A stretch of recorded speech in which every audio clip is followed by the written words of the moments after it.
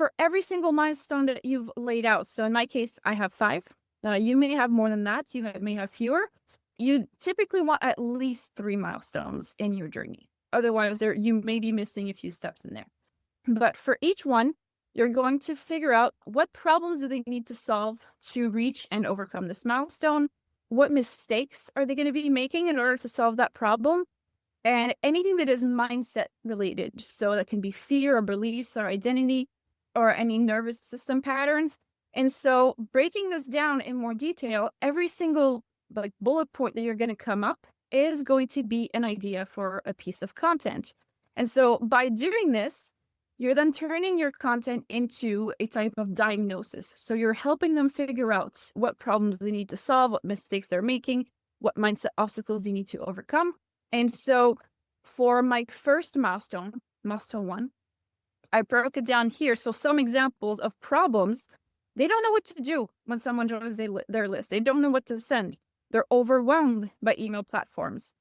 They don't know what makes their books different. They don't have a clear start here for readers. And when they have a lot of books in their blacklist, readers get confused. They could be making mistakes like obsessing over email design when that is really not something important for a fiction author. They could be emailing once and then ghosting their list for 3 weeks. 3 weeks is not that bad. 3 months, I meant to say. They could be trying to appeal to every single reader. And then mindset issues, it could be that they believe that they need a huge list before it works. They may think that they're bothering people when they're starting to email them. They may believe that email marketing is all about being a marketer, when in actuality, you're just being a writer. You're just continuing to be a writer.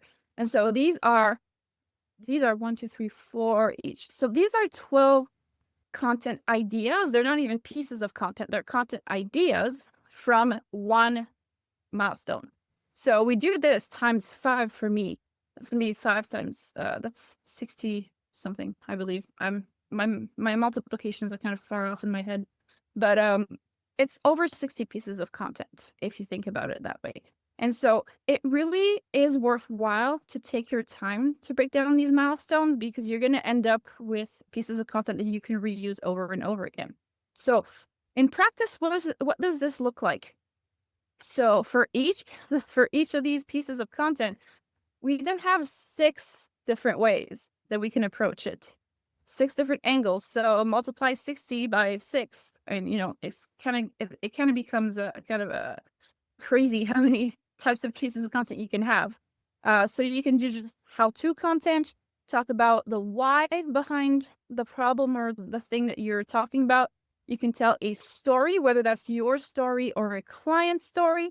You can use it as a new way to see the thing, kind of a good way to relieve shame from what they've been experiences and kind of giving them more choices.